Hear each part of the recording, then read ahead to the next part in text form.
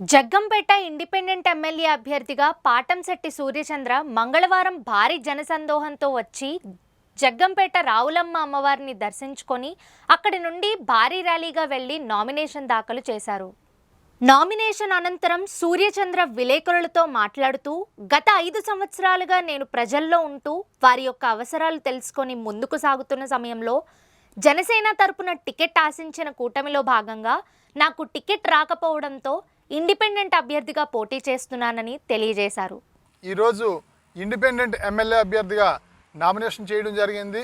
గత 5 సంవత్సరాల క్రితం ఎమ్మెల్యేగా పోటీ చేయడం సమయం తక్కువ ఉండడం వల్ల ఆనాటి నుండి నేటి వరకు రాత్రి పగలు ప్రజల్లో ఉంటూ ప్రజా సమస్యలు తెలుసుకుంటూ ప్రజల కష్టాలకి మేమున్నామంటూ ప్రజా సమస్యల పరిష్కారానికి అధికారుల చుట్టూ తిరిగి సమస్యల పరిష్కారానికి ప్రయత్నం చేస్తూ గత 5 సంవత్సరాల నుంచి ఇంటికి దూరంగా ప్రజలకు దగ్గరగా అనే కార్యక్రమం ద్వారా ప్రజలందరికీ చేరువవడం జరిగింది.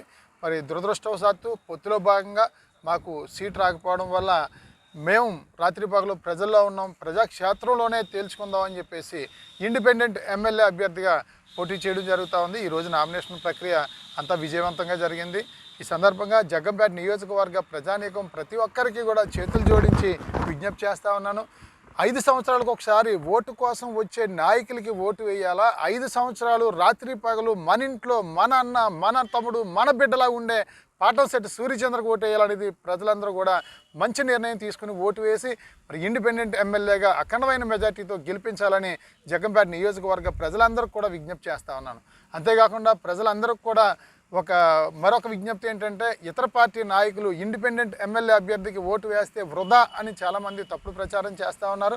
ఇండిపెండెంట్ ఎమ్మెల్యే అభ్యర్థికి వేసే ఓటు చాలా పవిత్రమైందని చెప్పి నేను తెలియజేస్తూ ఉన్నాను. ఎందుకంటే మరి మిగిలిన పార్టీకి ఓటేస్తే పైన అధికారం ఇక్కడ ఏ పార్టీకి ఎమ్మెల్యేకి ఓటేస్తే ఆ పైన వేరే పార్టీ అధికారంలోకి వస్తే ఇక్కడ ఎమ్మెల్యే ఓటు వృధా అవుద్ది.